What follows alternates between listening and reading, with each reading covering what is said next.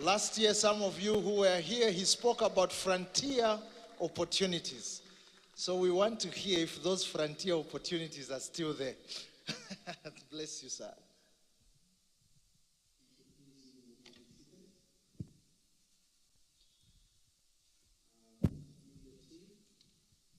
Are you able to help me with the presentation?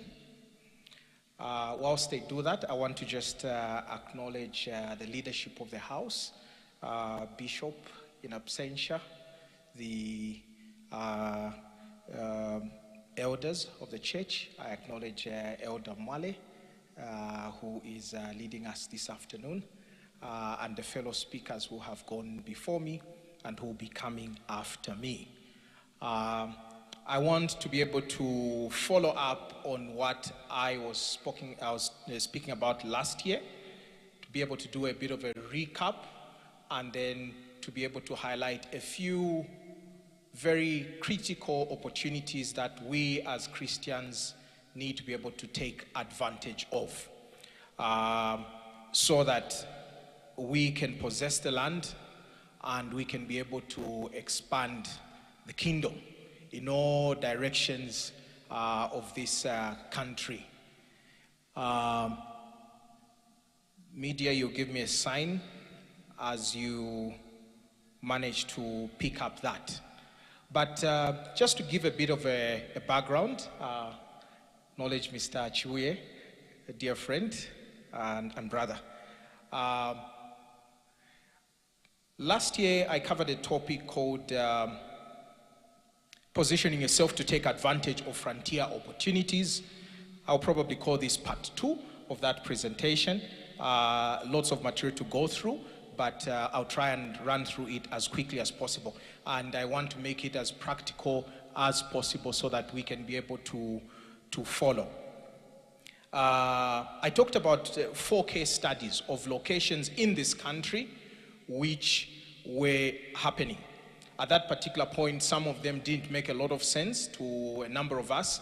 I think there have been very visible pronouncements now made by the president, by the Minister of Finance, which actually, illuminate what those locations are. Perhaps they still don't make quite a lot of sense. We'll try and bring it home and, make it as clear to all as possible.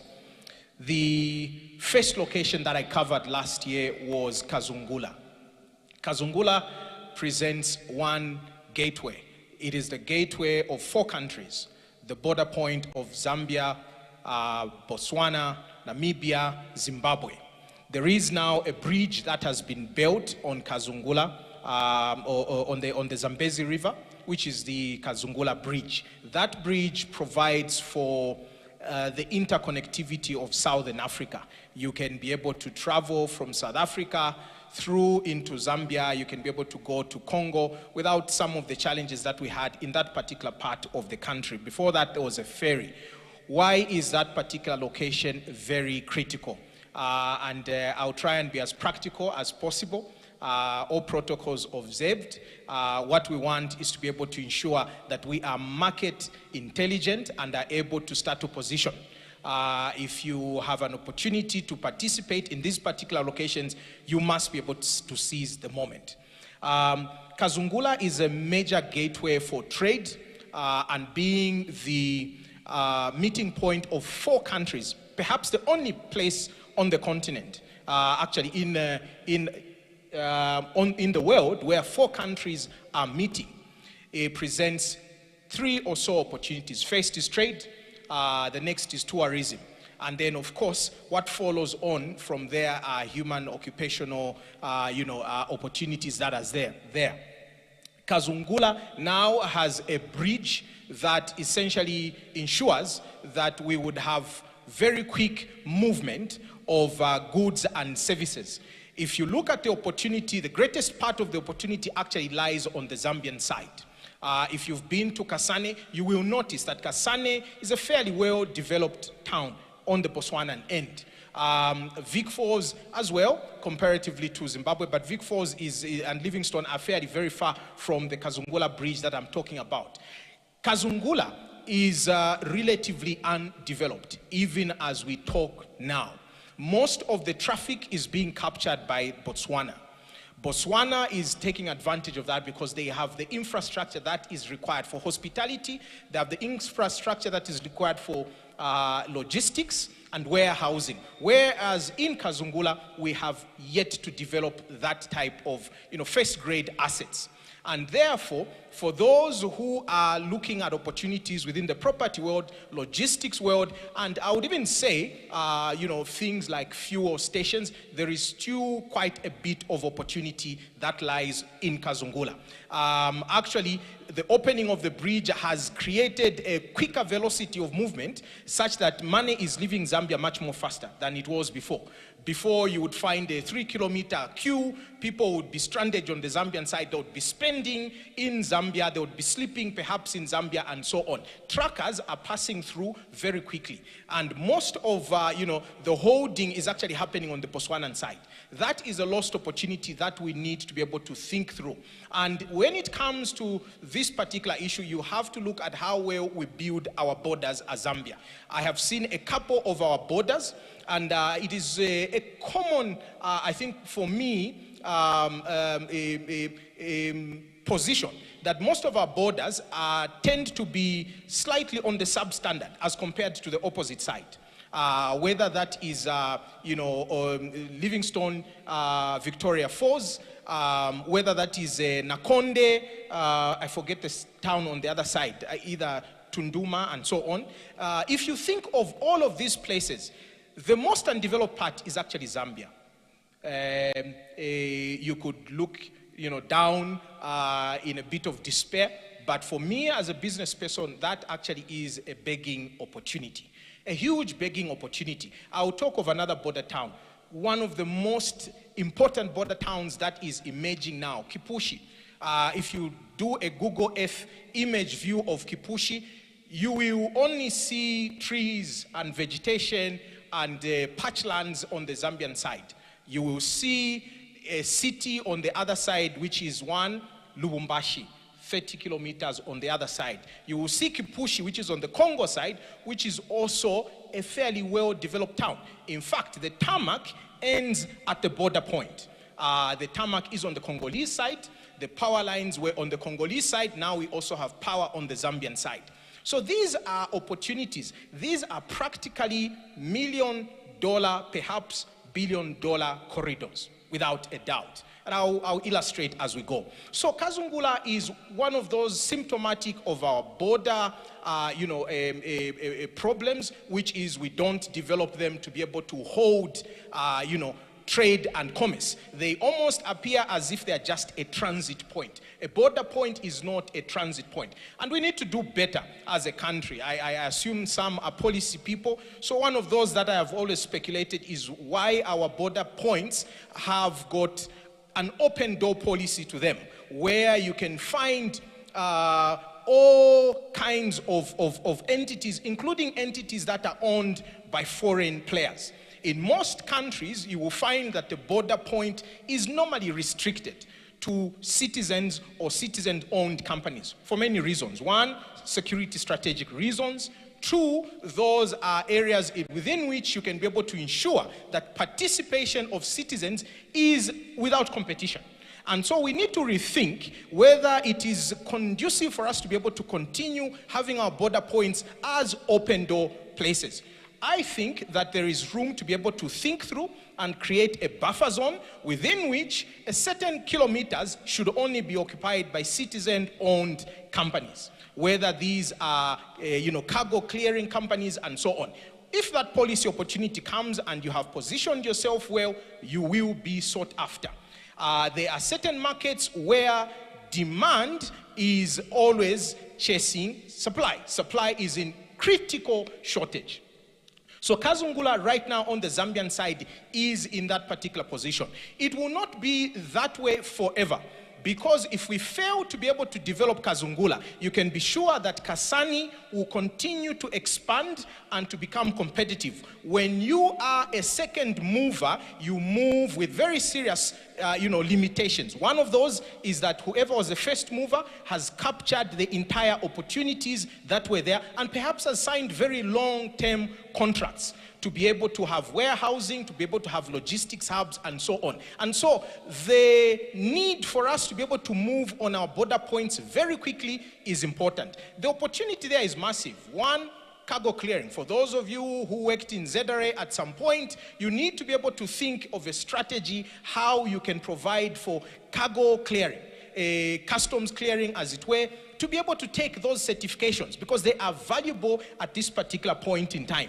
I know with a certain level of authority that there is a push towards some of these particular, sectors and services to be provided solely by Zambian players. And so homework is being done. We must be ready to be able to participate when the door opens. So Kazungula has got hospitality opportunities. It has got, cargo clearing, customs clearing opportunities. It has got some level of trade opportunities that are there. Perhaps not as big as the Northern Circuit, which I'll be referring to. The next one, media, if we can move. Would be going into what I call the new copper belt. The new copper belt now statistically, monetarily, and otherwise is the Northwestern Province. 70% plus of Zambia's copper revenues are coming from the Northwestern Province. The Northwestern Province is, without doubt, the new mining powerhouse. 70% of production for copper, for gold, for uranium, for nickel, and for diamonds is essentially now being produced in this location. And this is a location that has not even reached perhaps 30% of its full potential.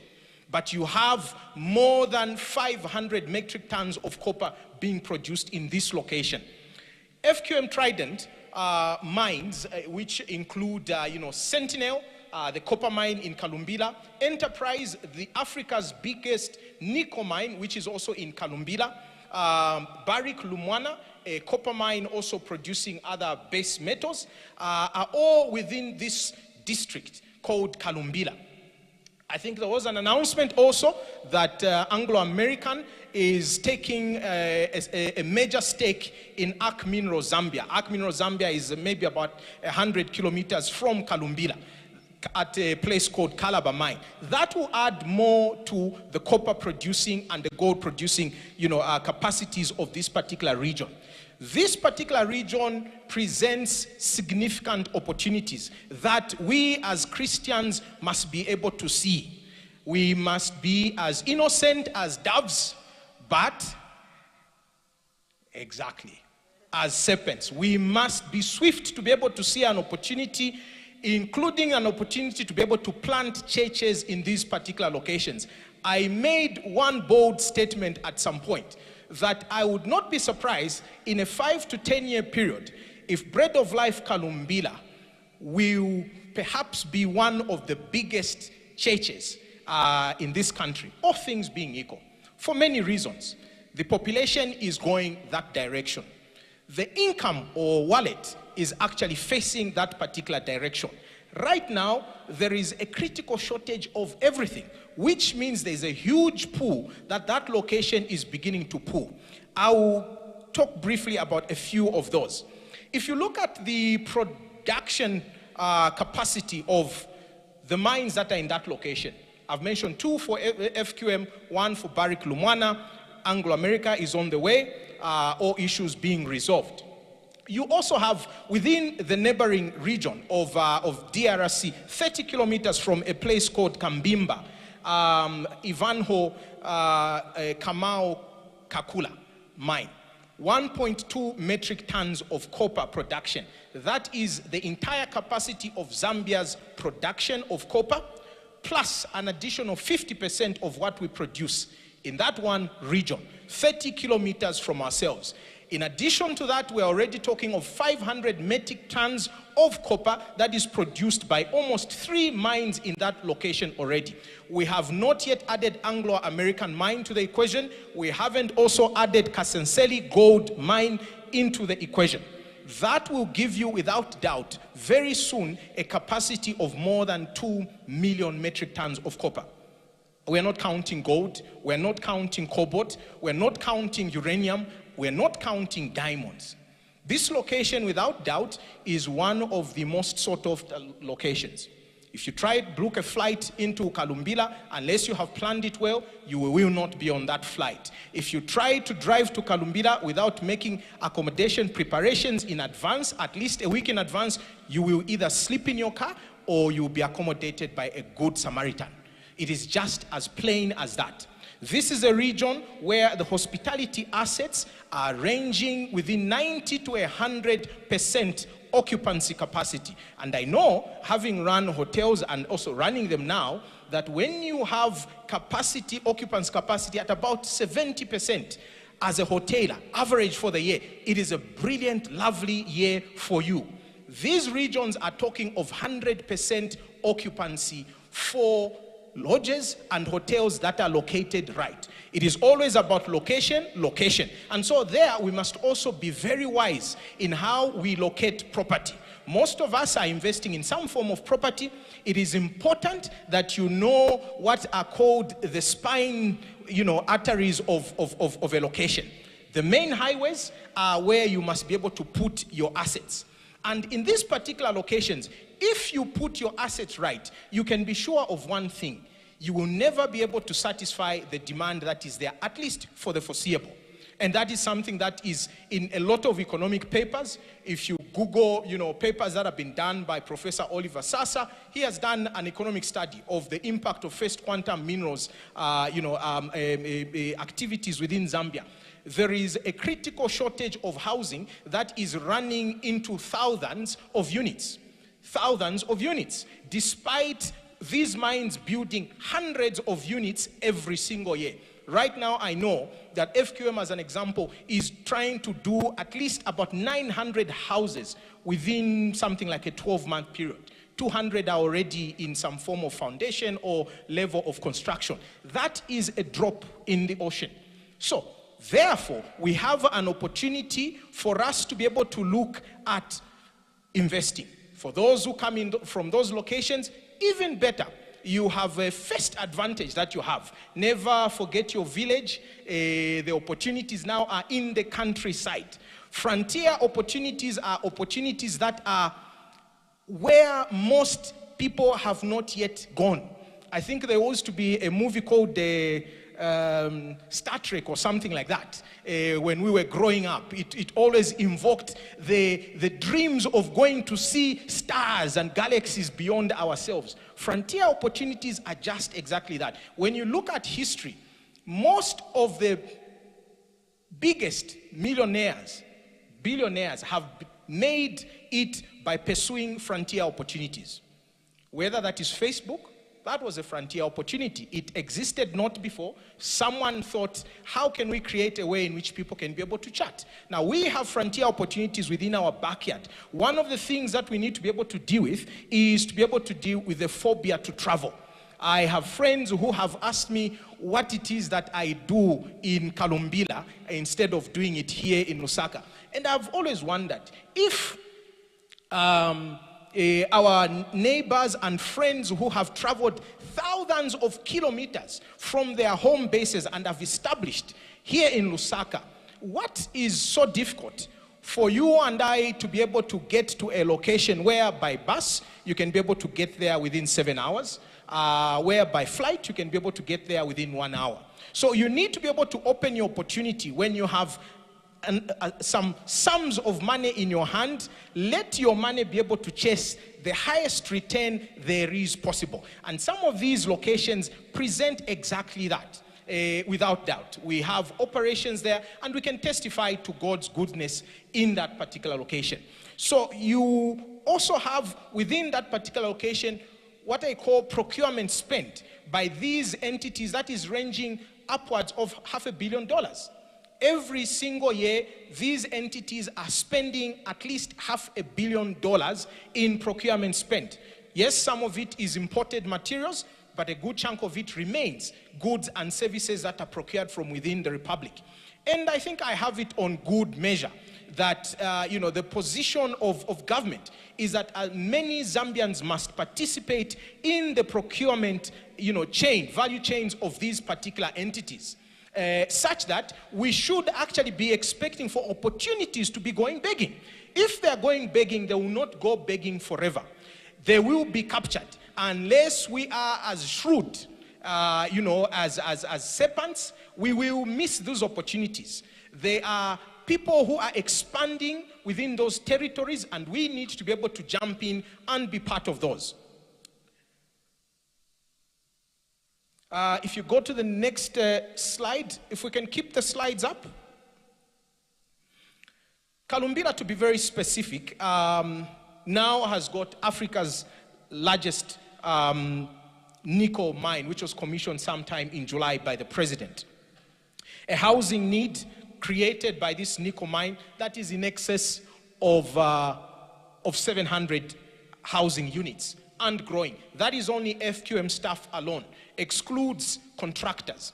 And on average, for every miner, there will probably be about 2 to 3 contractors, in a typical mine arrangement. So you can do your own numbers. You can probably easily multiply that 700 by 2 to 3 to be able to get to about 1,400 to about 2,100 housing unit deficit that there is, plus that is required by FQM staff, as an example.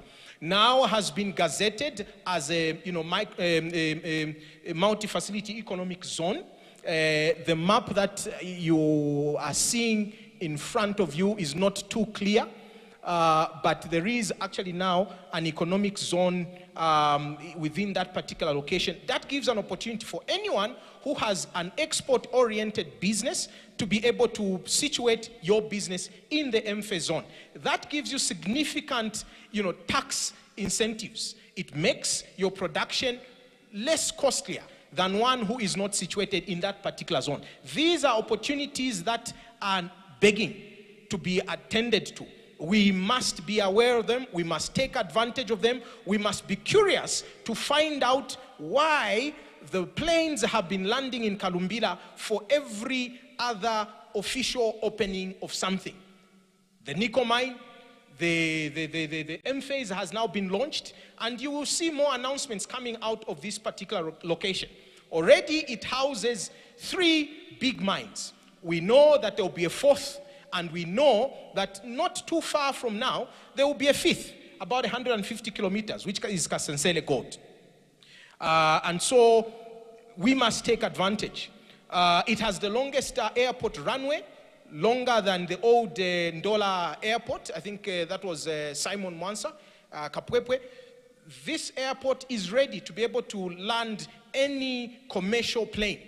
And with an M-phase being set up, you can be sure that this will become a hub for the Northern Circuit, anchoring the DRC, anchoring Angola. As soon as, airports cooperation gives this particular airport international status, you can be very sure that will happen. You can be almost sure that 1 or 2 airports in the Northern Circuit are going to dry up. It's either going to be Ndola or it's going to be Solwezi, because the traffic would distribute much closer to where people actually go to. It has got an 18-hole golf course, the best that there is in Zambia. And you can be sure that events, conferences, and meetings are going to start taking place in this particular location. Right now, I can almost give an estimate that there is not more than 300 bed spaces within this location in terms of hospitality, not residential housing. Not more than 300 bed spaces. And I can count them, fairly, very quickly. I would even reduce that number to less than that, to perhaps about 250. That is a critical shortage that is providing right now a nuisance to any traveler. But it's an opportunity for those of us who are able to see opportunities for what they are. They are couched in difficulties. These are locations like all frontier opportunities. They come with some form of challenge. I can imagine the spies that were sent to be able to spy the promised land came back with a report, including the fact that the land had giants. But in our situation, the giants that we sometimes face in our minds is distance. What place is this? This other place that makes no sense to me. This other place that I'll need to probably hire a truck to be able to ferry my materials and spend some bit. This other place that perhaps right now doesn't have a well-developed road network. But remember, this is the place that right now is probably housing at least $3 billion of mining investments right now without any further expansion. This is a place, yes, with all its difficulties and challenges, we who are Christians must be able to say, we have seen the promised land.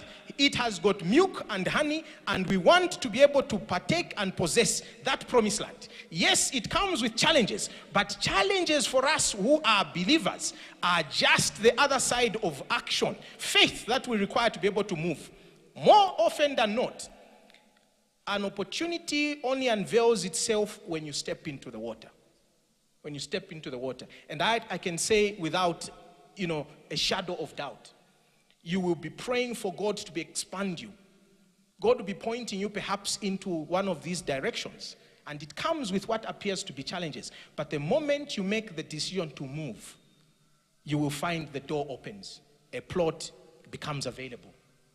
Suddenly, you have a connection to that important council person who needs to quickly, do the paperwork. Ministry of Land moves. The next thing, the power line from ZESCO passes right in front of the plot, and so on and so on. God progressively opens the door as we demonstrate our dependence on Him and as we demonstrate faith in Him. There is no parting of the waters for people who are seated miles away from the river. We must get to the riverfront. We must get to the riverfront, and we must possess these frontier locations. So, if FQM can proudly say that they spend at least $400 million in this economy, how much of that is coming to you? What should that mean to you? Should that give you a provocation? Should that make you proud that this money is being spent in Zambia and somehow we see nothing of it? I think the intentions of government are very noble to ensure that we can be able to participate. And I'll cover some of those quite very quickly. How am I doing on time? I'll move on to the next one, case study 2. And this is not in our immediate neighborhood, but this is something that is available for us, and for me, must be taken. Kamao Kukula Mining Complex, case study 1.2.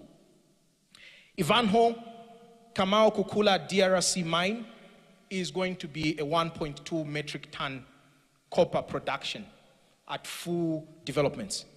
It's 35 kilometers from the Kambimba border. It is about 120 kilometers from Kalumbila.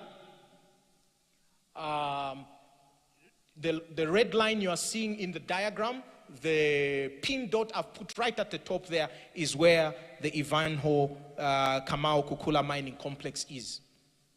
If we had the entire production capacity of Zambia's copper, plus another 0.5 on top of that, situated in some region within this country, and none of us were moved to be able to go there and do something in that region and to be able to be part of that value chain, it would be a disaster.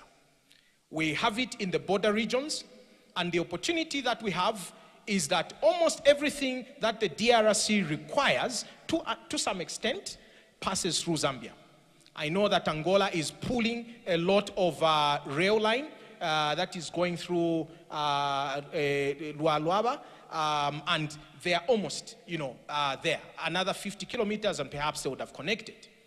Road as well. But we need to be able to move as quickly as we have. RDA has identified the Kambimba, I think, to Lumwana road as a PPP project that needs to be developed within 2023. That will make that location easy to be able to get to. From Kalumbila, you can be able to do a good 1 hour, you will be at the border. Then you will be looking at 35 kilometers away, an opportunity that is too good to pass by. So simply as that. There is a critical shortage of everything in this particular location. On the Zambian side, hospitality bed space, 0, without a doubt. Fuel station, 0. Housing accommodation of any sort, 0. Warehousing and logistics hubs, 0.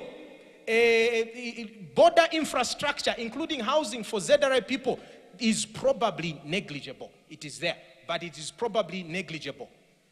There is completely nothing. This is a ground zero game, greenfield as it ever gets.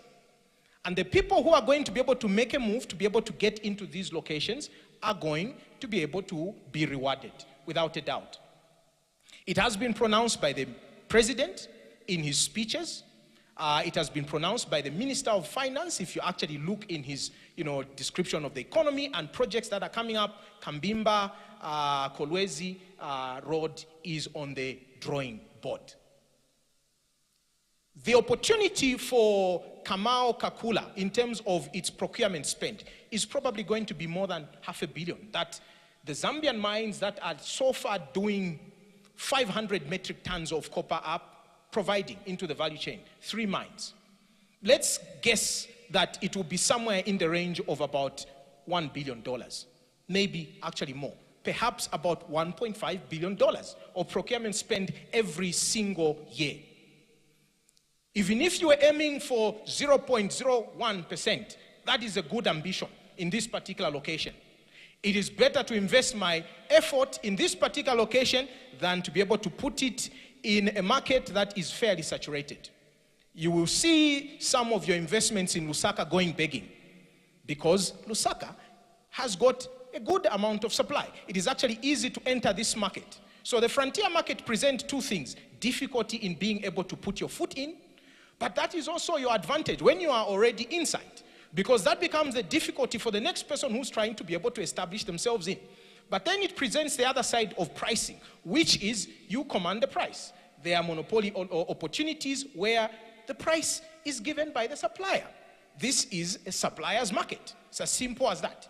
And it doesn't get any more practical than just being able to go there and be able to see, how does this mining complex look like? It is a huge mining operation, huge by world standards. This is going to be an opportunity for anyone who is in logistics, customs clearance, cargo clearance. You need to be able to take a trip and to go and start knowing who the chief is, knowing who the civic leadership are, and applying when the land has been made available, because obviously they will put an advert very soon. So, spend some time being able to map the opportunities and seeing where must we go. This is our country.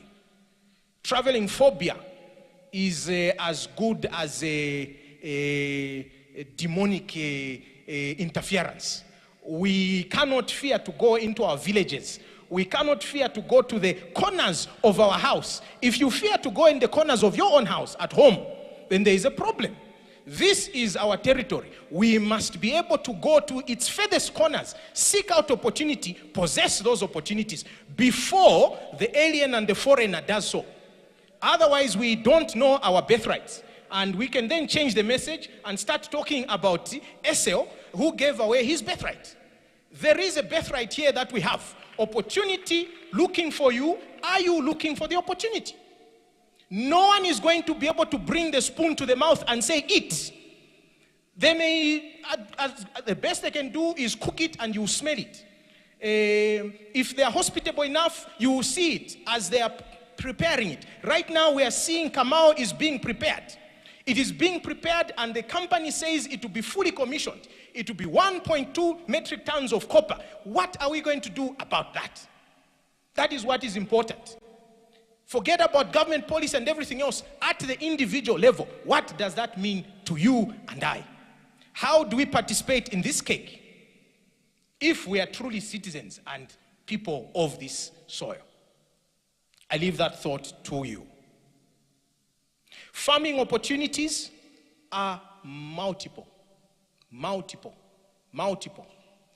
The population is not necessarily there on the Zambian side, but that's what I mentioned about our border regions. On the opposite side of our borders, which is our neighbors, there is always a bigger population than ourselves because there is infrastructure, there is what I call, livable spaces where people can be able to have their children, can be able to have their spouses. They are not what I call satellite territories where you just go there with your briefcase as the man or the woman, you work, and when you have been given, you've done 10 days of working, 4 days are given to you as your time off, you rush back to Lusaka and the Copper Belt. Most of our colleagues on their border sites, these are livable towns. They've got hospitals, schools, they've got all the amenities to be able to capture and ensure that people can live there. This is coming to our borders without a doubt. Are you going to be part of that miracle? That is what is critical to be able to think of. Trade with DRC has to be put in numbers. The Katanga region is probably a 27 million population, region. Like Nigeria, I'm sure, the estimating the population of DRC and Nigeria is a bit of a difficult job. If you just try and Google, for many reasons. These are densely populated locations. There are huge opportunities. You have seen homegrown companies in a place like Nigeria have almost all become continental because they have got an opportunity. What I call, the bounce from home. The bounce from home is homegrown demand. There is enough people who can be able to buy a product. What we have on the other side of the borders are opportunities. Definitely within the Kolwezi area, within a 50-kilometer zone, there is a major population of human beings, major population. So if you situate your farm, your commercial farm, you will not go begging. The only thing that you need to be able to do is to invest in cold storage, and you need to invest in trucks. In fact, most of the trade that I have seen with DRC, sometime for those who are risk averse, ends on the border. And I'll cover one of those border points. You've got the Zambeefs, the Trade Kings, you've got, Kafue Sugar. If you go to Kipushi, you will find trucks in their hundreds, literally packed on the Zambian side, in the territory of the nation. Hundreds of trucks from Tanzania that come all the way from Tanzania, packed in our territory, selling merchandise safely within the environment of Zambia, with as little economic seeking behavior as possible. All you need to do is take your merchandise and wait for the demand to come. And they come in numbers. Every truck, 300 plus of them are cleared every single time they are packed, without fail. And that is passing through the most horrendous road you have ever seen. It's 120 kilometers to Kipushi. But it will take you about 4 to 5 hours to get there. Even in the dry season, count it longer in the rain season. But trucks come all the way from Tanzania. They are packed every single week there. If you go on Google Earth, just take a view at Kipushi, you will see small little things that look like droplets. Those are trucks. They are always in their hundreds on the Zambian side and zero the other side. We therefore are the holding bed of opportunity. But we actually don't know. We actually do not know that we're the holding bed of opportunity. When you see countries sending some of their emissaries, immediately a government is established. One of the highest persons comes within a week to be able to have a discussion with our government side. They are trying to ensure that the opportunity that is further north is not going to be enjoyed alone, that we shall be hospitable.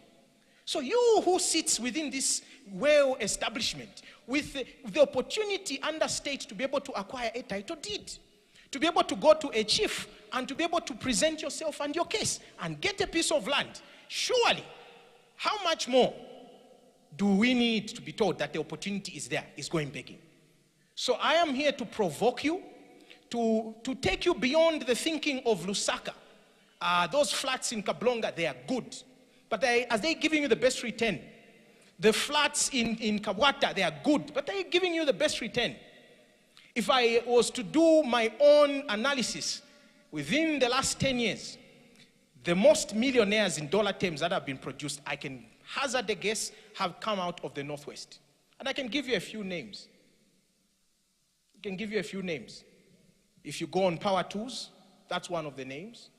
If you have ever heard of buses called Quattro, those are people behind some of those enterprises. FQM itself is born out of Zambia.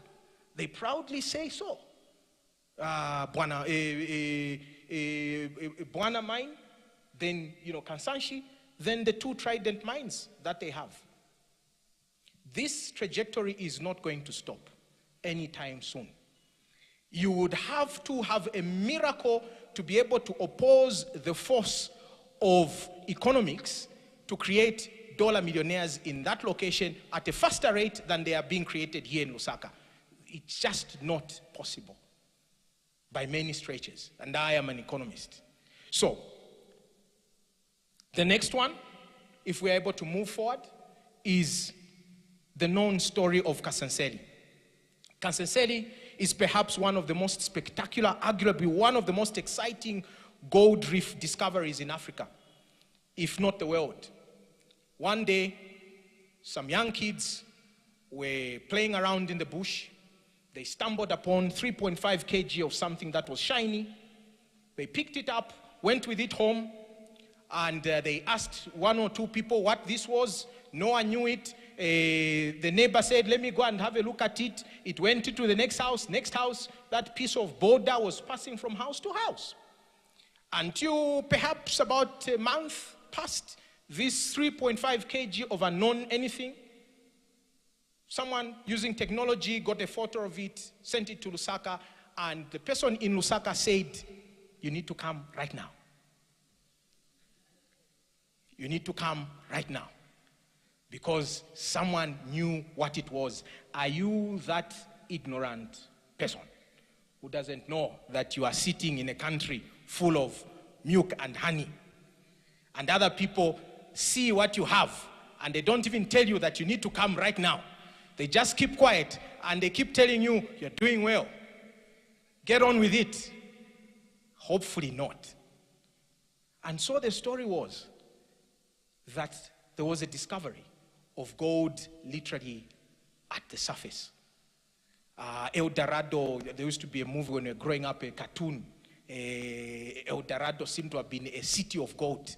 Perhaps this is the one city within the country that we can say is a city of gold.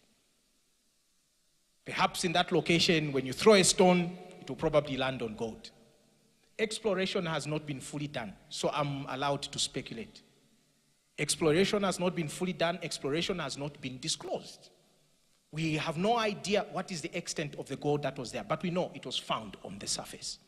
We know that it was being mined on the surface right up to the day the minister said, stop this. We can't continue with such an important asset, doing it so informally and peasantly.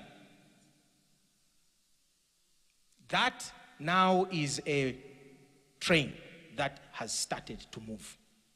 As you may be aware, I think on the 14th of October, Cabinet made a decision to reopen the mining cadastre, which means that prospecting goes back into full gear, which means that opportunities such as Kasanseli go back into full gear. The gears of people have already started revving. They are driving north. They are positioning north. The gold rush, if you know the last one, which was there in South Africa, Kimberley, it brought people from as far as the UK and Europe. We've got our own gold rushes that are happening in our neighborhood. This is going to become a major economic hub. Connected with Jimbe border post, which is just almost 70 or so kilometers with Angola.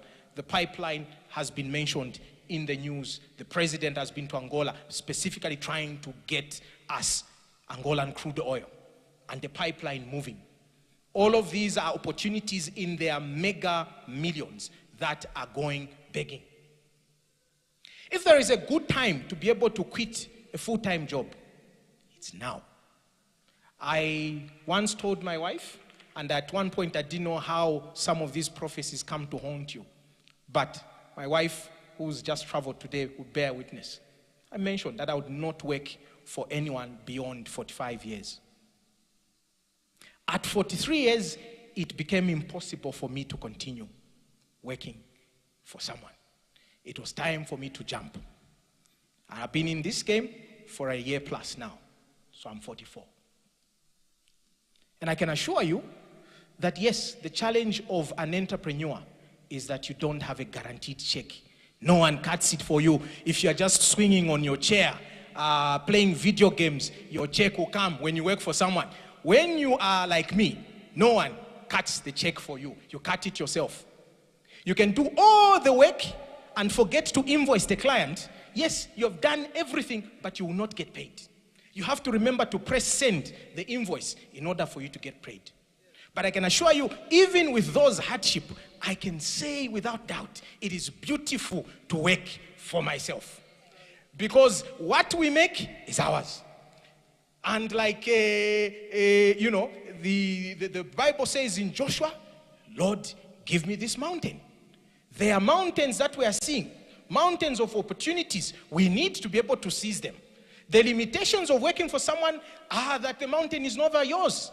You are a laborer. When you get to the mountaintop and you find that 3.5 kg of something, the owner will say, give it to me. It is mine. And you will be given a reward. Perhaps it's a bonus. So it is high time for us to start seeing ourselves as entrepreneurs. We must shake off the socialist mentality that shackled us for a very long time. We are past independence. We are now 58 years old. We must act like 58-year-old countrymen and women and take possession of what is rightly ours. It is time. It is time. There will be no drums that will be beaten for us. There will be no one bringing the spoon to us to be able to say, you've grown up. Unfortunately, in this house, you can actually afford to continue living as if you are being kept. Dependency, dependency, dependency. We must kick it off. We must kick it off. What will the Angolan pipeline project bring? For me, it is a game changer in many respects. Hopefully, we can be able to crack the catalytic converter issue to be able to ensure that Angolan crude can be refined within Zambia, can be able to get into Zambian vehicles and other machinery.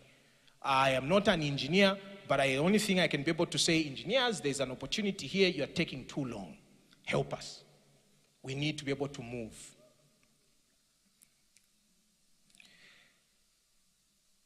Farming within this particular region of Kasenseli is going to be a very clear opportunity.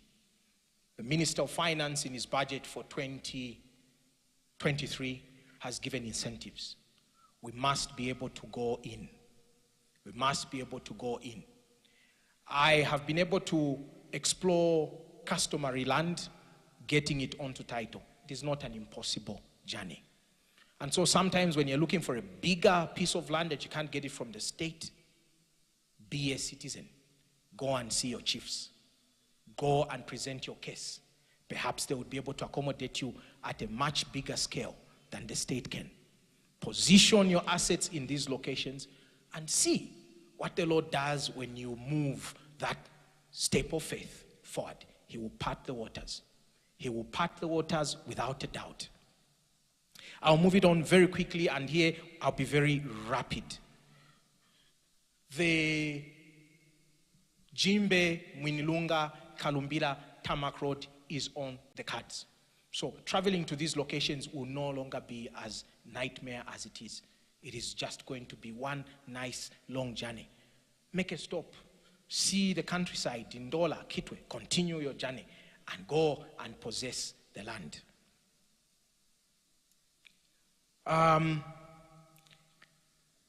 I've covered Kazungula.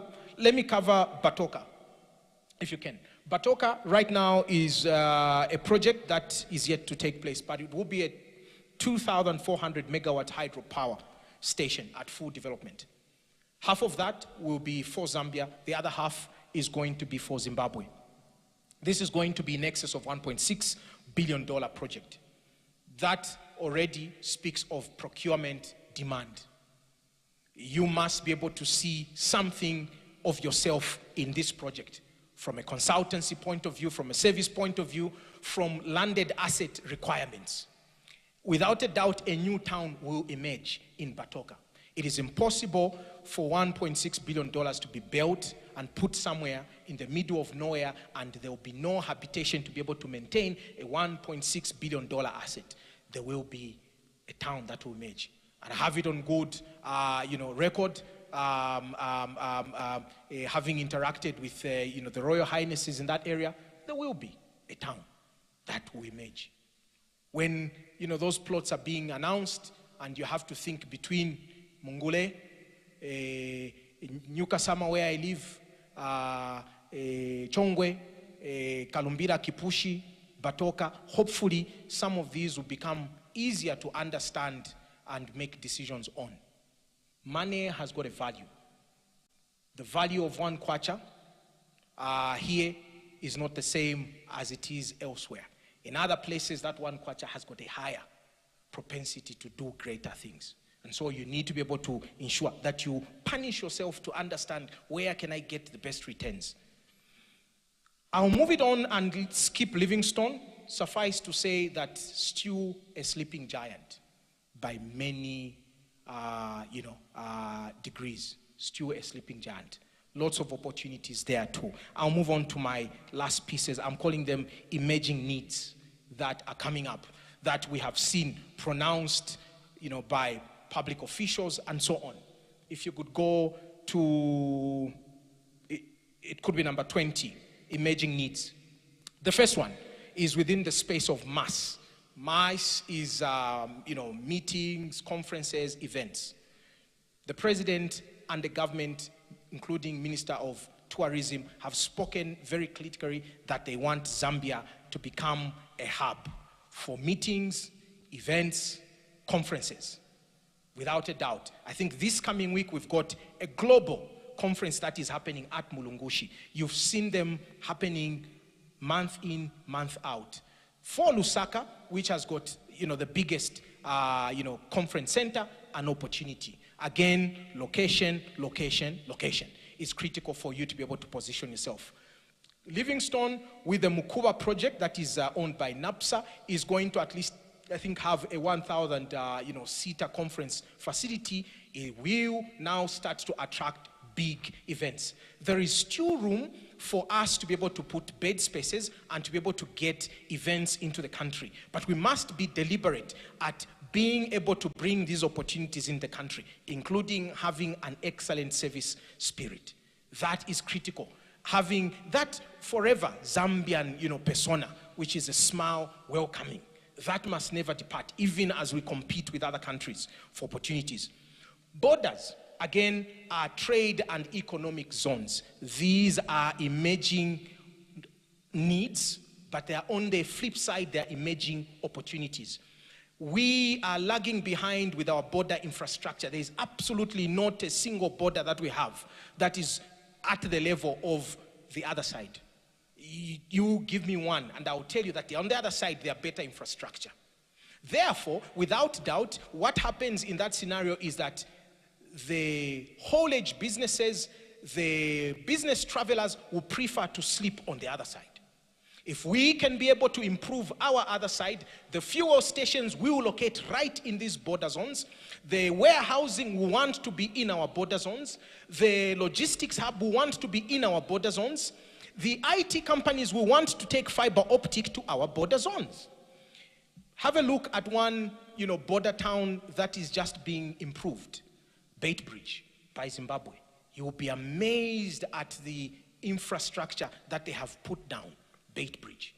But they're putting that down because right now, Kazungula is making the Beitbridge direction dry up. And so, they have to be able to counter it with a major move. Improve the bridge, improve the infrastructure at the border. Multi-billion-dollar upgrade of Beitbridge infrastructure. Google it and have a look at it. Does not compare even to the fifth degree, 5% with Kazungula. Absolutely not. So therefore, we've got an opportunity here. Needs represent the other side of opportunity. We've got an opportunity. Agency banking, Bank of Zambia, I think in August or somewhere around there, has now gazetted, a directive that allows for agency banking to be able to happen. Therefore, for those of you who already run things like Airtel, MTN, agency branches and so on, adding an agency branch for a bank should not be impossible. These are opportunities for you to be able to hook on to the brand of a very big, operator and to be able to make it your own and to be able to make something for yourself. Agency banking is now possible. Pastor Sonny Zulu will be talking to us, I'm not sure if in the afternoon. His bank has already announced they are looking for agency branches. You can apply and become one of those.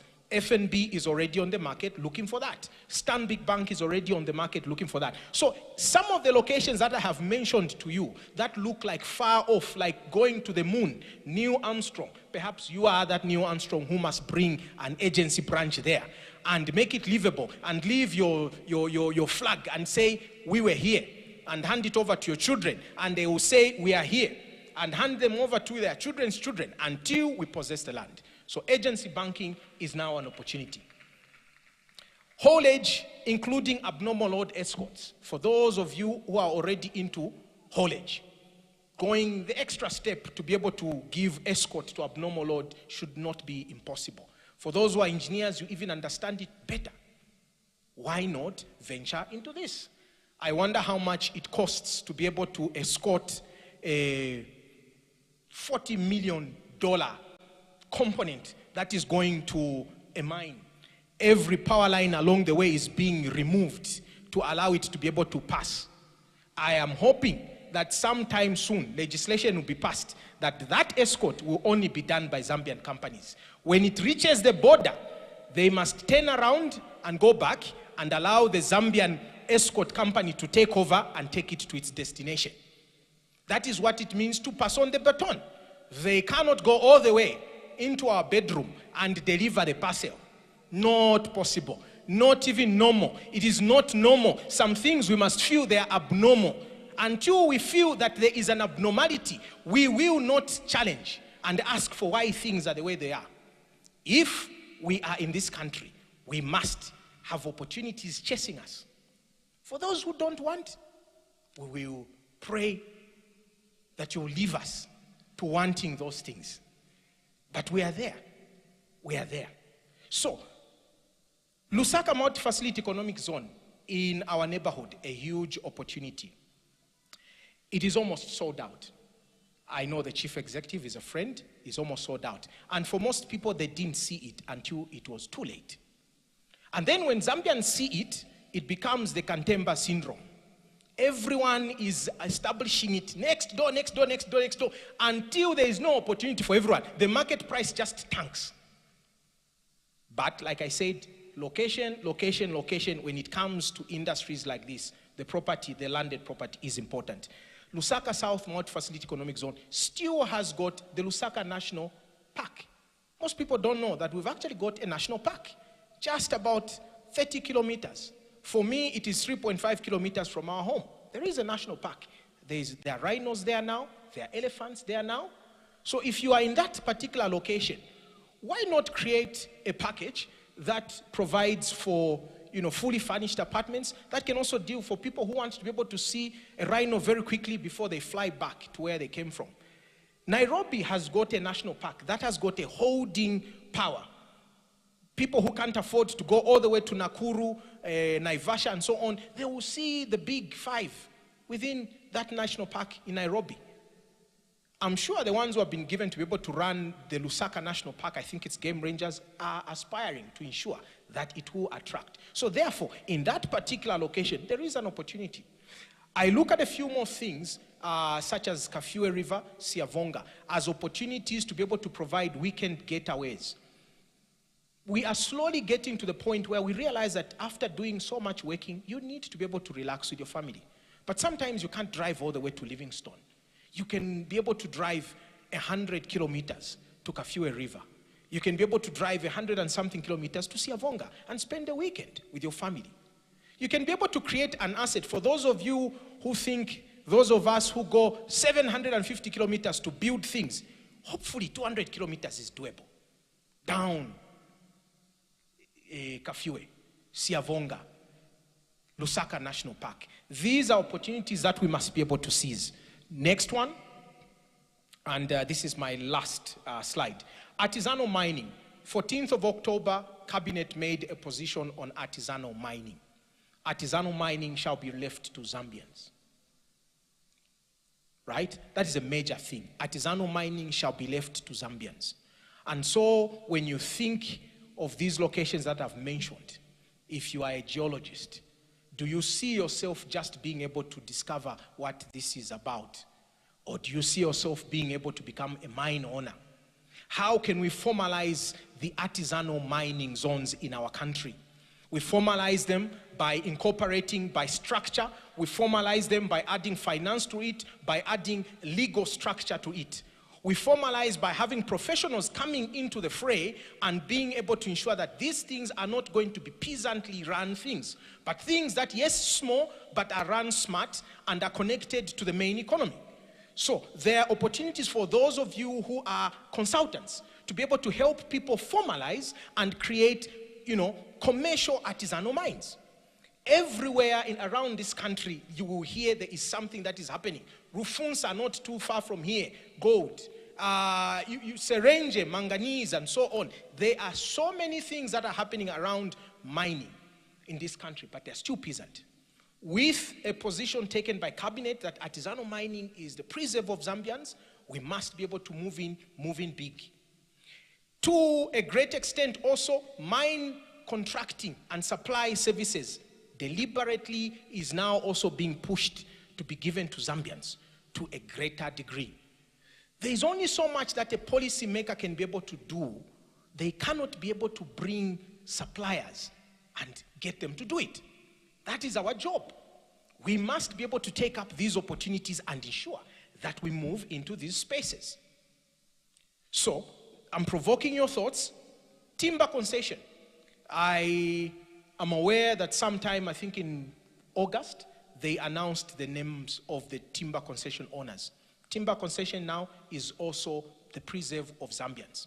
There is no large-scale timber concession licenses, medium and below. All of those are for Zambians, yourself, myself. How do we see ourselves in these particular pictures? Timber is what you have put your hand on. That is a piece of timber. Timber is what is in your house, is the furniture that you have. When you go to those furniture companies like Sikale, they are born out of Zambia. Now, if that business, source of that particular material is Zambian, the opportunities are there. Timber concession auction is an opportunity that you must be able to consider. Tree nursery planting becomes the starting point of the value chain. That would definitely require someone to be able to fill the gap. I'll leave you to be able to read most of the other ones, but also agro-processing and agro-supply. With the banning of importation of vegetables, and hopefully this ban will include other things as we go, but we must respond by providing supply. Otherwise, we deny, the retailer and the wholesaler the product that is required. With that ban in place, there is an opportunity for you and I to be able to move in and produce for what is known demand. ShopRite is looking for your potatoes. There was a potato war at some point, and then we started seeing empty shelves of potato-less shelves within some of these retail chains, and then we saw the supply come online. Zambian farmers responded. Are you one of those who will? How about connecting your agro to the DRC trade opportunity? Produce for a bigger known consumer. Literally consumes everything we produce. And we haven't added Malawi to the equation and a few others. There's a huge opportunity where we sit and we need to be able to seize it. Going with that is trading. And there you must seek dealership opportunities because they present brand association. Agency banking is one of those that presents you with a branding association opportunity. Someone builds their brand called Standard Chartered Bank or Stanbic Bank, and they allow you to be able to be their agent. Immediately, anyone who comes to that agency associates you with the values and, the merits of the mothership. And so these become opportunities. As you think of going further into the frontier markets, go with the dealership names and opportunities. Your job will be much more easier to be able to break through in there. Get the Plascon dealership. Get the Marco Polo dealership. Get the Franklin water pump dealership. Get the dealership for Toyota to be their agent at the border when they are not ready to put down the infrastructure. I have a friend who is in that particular space, runs Sarago Motors. Sarago Motors is not a small entity, it's a big entity owned by a Zambian. But he runs some of the world-class brands for motor vehicles. That is an opportunity waiting for you and I. And then, of course, there is carbon trading. Something not for the faint-hearted. Perhaps you need more economic and financial knowledge, but it's something that we can have a chat about and you can understand it. If we've got a green country, as we see it from satellite positions, we've got carbon sink opportunities. The carbon sink opportunities are running into the billions of dollars. One agreement or MOU that the president signed with the UK was about $1.4 billion. Companies out there within the UK need to be able to pollute in order for them to continue making what they need to make. They will look for a carbon sink location somewhere in Zambia. People who they can offset. If they put 1 cubic meter of pollution in their atmosphere, someone else somewhere else must be able to hold it down and ensure that they're net zero. That's a market. That's a market crying for us because we have the locations where the green and the vegetation, the forestry is still in abundance. We must protect it jealously. It is a billion plus dollar industry. You will see the arguments happening as we go to COP Egypt in the next few months. There is an argument already there for $100 billion, which the developing countries are owed by the developed world that has been polluting more. These are opportunities for consultancy, for structuring, for engineers, for people who are forestry based to understand, to structure, to be able to take a possession and a front seat. I'll end with a few ideas on key strategic issues. When you go into the frontier locations, here are a few tips. You must consider hunting in parks. These are locations that already present you with a challenge of being able to enter there. If you were like me, perhaps you had the idea of how to set up the hotel, but you never had the haulage company. And suddenly you realized that you needed to have 30 tons of trucks going there every month for the foreseeable. And suddenly the cost started to hit you very heavy. Hunting parks. Find colleagues in the house, in the Bread of Life house, in the wider body of Christ, who have got these particular assets. And let's ensure that we circulate the money amongst ourselves before we run out of ideas and need to share it with others. That must be a principle. If you make uniforms and you can be able to make uniforms for our hotel, I must know who you are. Make them for us. We are desperately needed. We don't have capacities. If you know how to make brick making machines, somebody in the frontier market needs that. Because there you are a master of all trades. You must learn how to make your own bricks. You must learn how to do everything for yourself. You are Christopher Columbus arriving in the Americas. You must carry all the technology with you. So, hunting parks. Find people who can be able to complement you. Arbitrage opportunities. A sack of maize here before shelling might be 100 kwacha. That sack of maize across one of our borders can be 3 times that. If you are able to store it and transport it, and you can do that at 50% of the production cost, it will still be at 150. If it is costing 3 times more on the other side, you will still have a handsome 300, 400 kwacha after you have transported it. So, traveling phobia must come to an end. We must be inquisitive. We are no longer discovering the world like Christopher Columbus, thinking that on the other side, there may be, strange human beings. We know what is on the other side. What we just need to do is pack our bags and go. And go.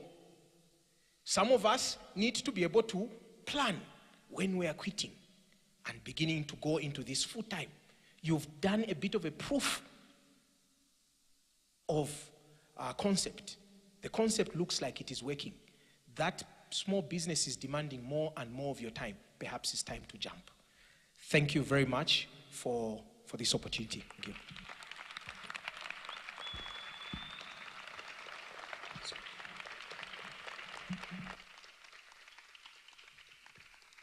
Wow, what a session. How many have picked something from there?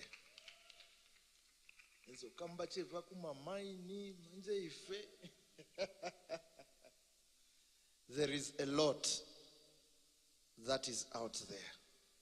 So the next session in the afternoon, welcome Elder Sigande.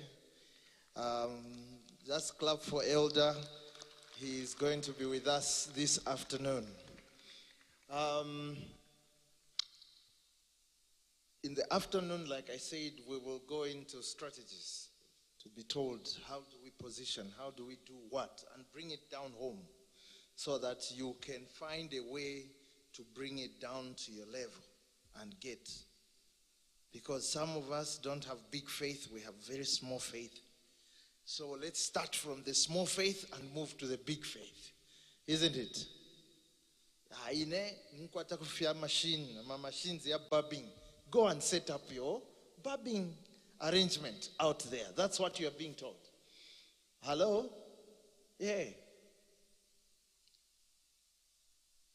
If you have saved for more than 5 years with NAPSA, you can withdraw 20% of what has been accumulated. And when you get that one, you then go to Kapushi or Kipushi, put up your cube and start bobbing. You find you put up an executive thing. Some years back, we went to Solwezi when Solwezi was just building up. There was just a boom gate and a gravel road from the main road going up. And let me tell you this, when I was young, I was just starting as an engineer on the Copper Belt. They came for me from Solwezi to go and help to do the commercial system for the water company there. And to entice this youngster to go there, they told me, come this side, we'll pay for what is required. So I went there, they accommodated me. Then they took me on a tour and told me, we can give you a small holding in this area, maybe 2 small holdings. You can choose. They took me for a drive. And I was looking at all this bush, and I was telling myself, here, me, I grew up in Lusaka, I was born in Lusaka, what do I come and do here?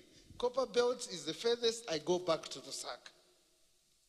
I told them I'm going to come, I told them I'm excited, but down my heart I was telling them, you never see me, don't make me a village. I am still young, I want to be in the city. I went back. Many years later, I found a job with an international company, and they posted me station Solwezi. I was in Solwezi for 4 years. The places that showed me where they wanted to give me small holdings were now part of town center and part of my housing going to the hospital, going up that side. And people were subdividing and cashing big. You just put the foundation, the mine comes and pays you for 5 years ahead, and they finish building the house for you, and they take the place. And at that point now I was beating myself. But it's me who should have been. Some years back, I went to put boreholes in Northwestern. I was drilling about 369 boreholes across the entire Northwestern province. And I went in a place bordering Kasempa and Mfumbwe. And that place has got game, wild game. The chief there was so happy that his chiefdom now had water for the people. And they told me, I want to give you land and you will choose. How far you walk, this way and that way is your land. He gave me his capasso, we started walking. We went some distance, I told this guy, hey, my friend, okay, wherever there is a stream, and then, yeah, okay, Let's just go back. We tell him 100. Okay, 100 hectares. And he gave me 100 hectares. And he signed papers, and in that 100 hectares, there were streams, there were wild game, and all I need was just to get his paper, and he had pledged that he will help me at Ministry of Lands to ensure I have title. I got that paper. I told myself, okay, I'll come back. The chief traveled to Lusaka to meet me. He was at Nsimbianga Lodge there. I met him, and he brought now the typed letter, and he signed, and he gave me. My son, I want you to have this. Thank you, sir. I got it. Up to today, I don't know where I put that thing. And the long story short, that I don't even know that place where he had given me. It ended. But today, as I sit, I just say, what did I do? Chance and opportunity happens to them all. Show me the poorest man, I'll show you the many opportunities they never used. Hello? I know you know what I'm talking about. Many of us are at that place. Some years from today, we'll sit and say, there were some people who were telling us, frontiers. We never did nothing. This is your opportunity. I want you to come back in the afternoon, and let's be here, let's observe time. We started a bit late earlier, and that's why we are now going into time when we should have been having lunch. So let's push and quickly come back. We're supposed to have come back by 14:30. So let's agree here that we have 1 hour, we come back. The speaker is here. And with this, so it would have been a good place for him to continue. But we know that you need to put some batteries in and push. Some of you had lost weight with the fasting, so you need to put back some mass. Then we can run. Amen. Let's stand to our feet. Father, thank you for the time we have had in your presence.